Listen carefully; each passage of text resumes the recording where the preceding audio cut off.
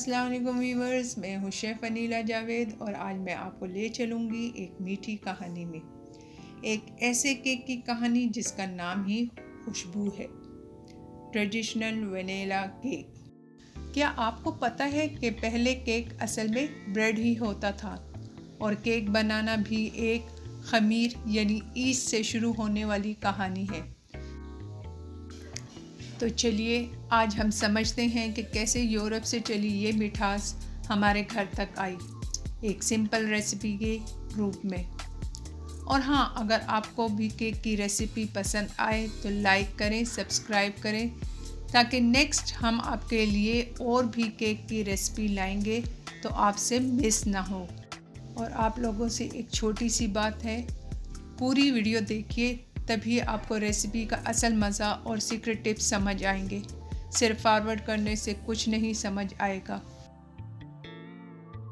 कई सौ साल पहले यूरोप के शहरों में लोग सिर्फ ब्रेड बनाते थे, थोड़ा आटा, पानी और नेचुरल ईस्ट के साथ। उस वक्त कोई बेकिंग पाउडर नहीं होता था, सिर्फ एक नेचुरल ईस्ट ही ब्रेड के लिए यूज़ होता था। फिर एक दिन वियना, ऑस्ट्रिया के बेकर ने सोचा, अगर मैं इस ब्रेड डो में थोड़ा बटर, चीनी और वनीला की खुशबू डाल दूँ तो। और उसी सोच से पैदा हुआ पहला केक, जिसे आज हम वनीला केक कहते हैं।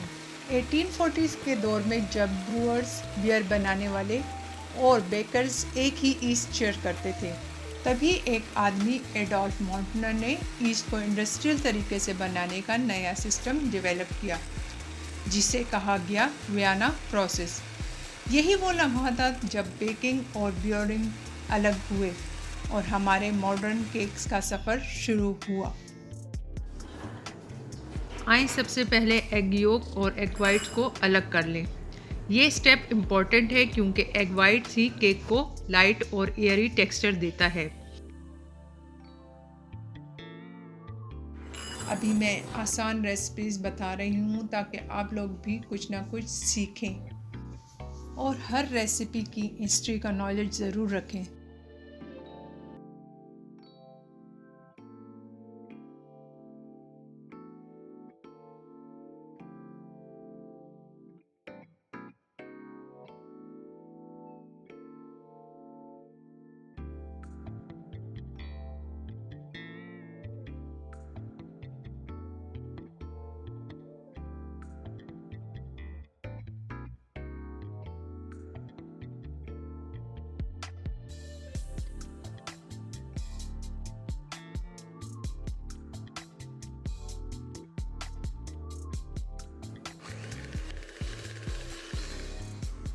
एग वाइट में एक पिंच सॉल्ट डालें और विस्क करें जब तक सॉफ्ट फोम बन जाए।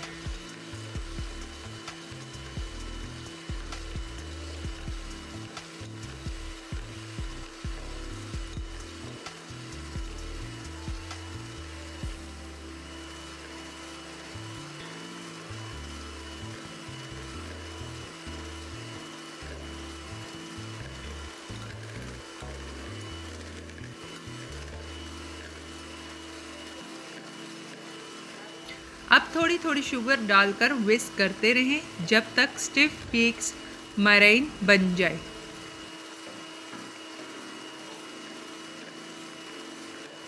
याद रखें, शुगर को एक बार में ही ना डालें वरना फोम कोलैप्स हो जाएगा।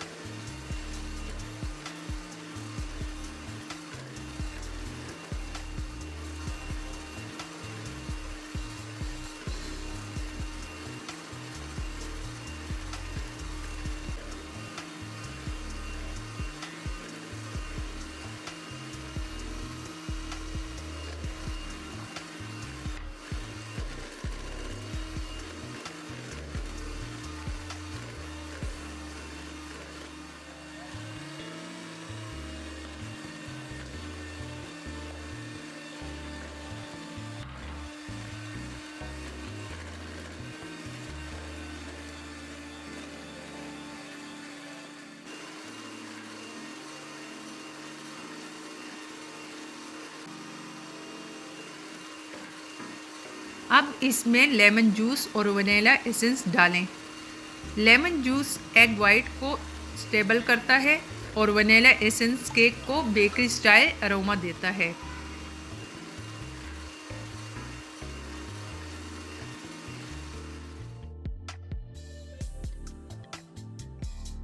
देखिए यहाँ मरीन की सॉफ्ट पीक्स बन गई हैं। अब एग योक में थोड़ी सी मरीन डालकर जेंटली फोल्ड करें। ये स्टेप कलर और रिचनेस बढ़ाता है और टेक्सचर को स्मूथ रखता है।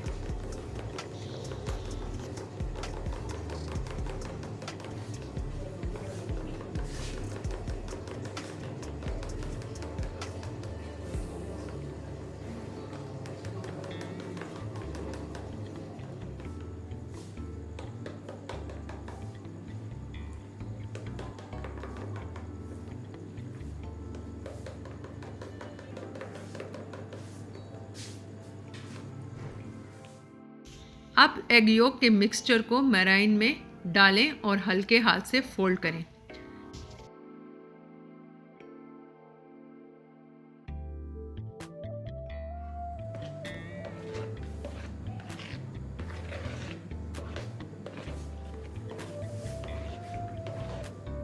अब ऑल पर्पस फ्लावर में बेकिंग सोडा ऐड कर छान लें। फिर ग्रेजुअली ऑल पर्पस फ्लावर डालें और हल्के हाथ से मिक्स करें। ज़्यादा स्टीयर ना करें वरना केक का स्ट्रक्चर हैवी हो जाएगा।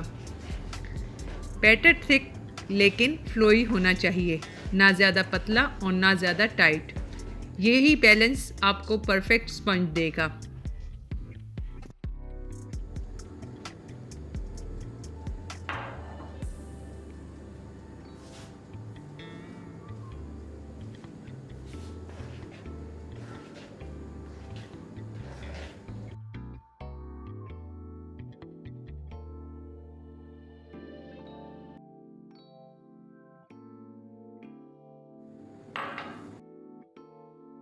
एक छोटी बाउल में ऑयल, वाटर ऐड करें।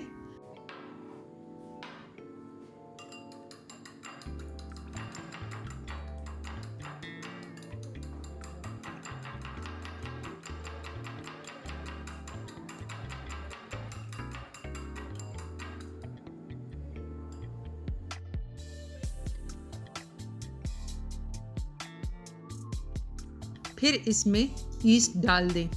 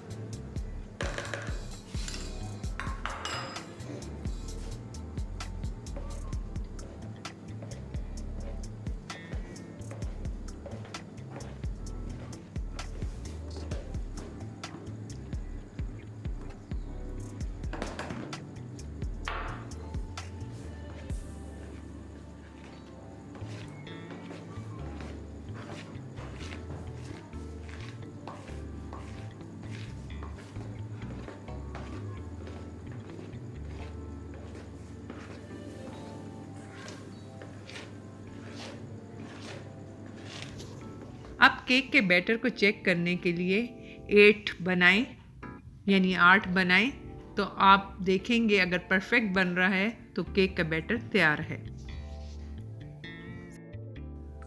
केक मोल्ड को ऑयल से ग्रीस करें और साथ ही ओवन को प्री हीट करने के लिए ऑन कर दें। अब बैटर को केक मोल्ड में डालें और 5 से 10 मिनट तक रेस्ट दें। ये स्टेप केक को इवनली राइज करने में हेल्प करता है।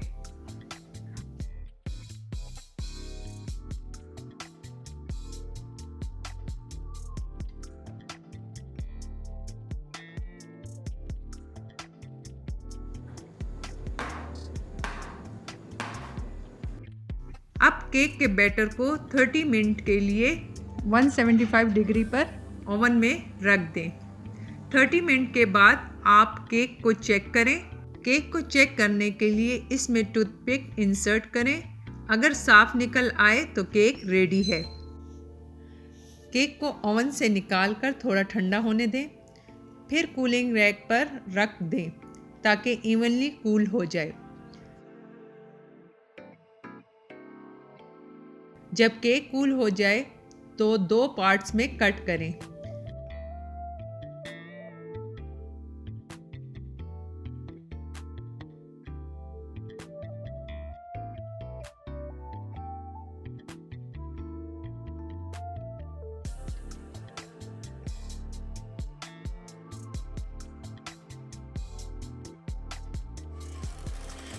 जो हैवी क्रीम हमने पहले व्हिप की थी, अब उससे केक को डेकोर करें।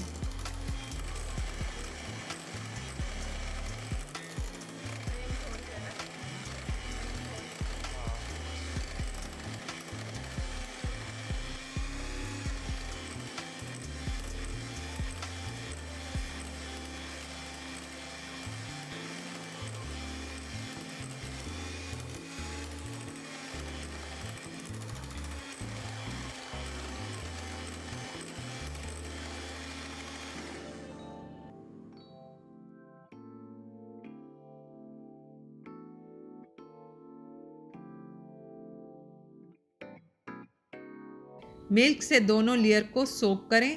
ये ट्रिक केक को मॉइस्ट रखती है।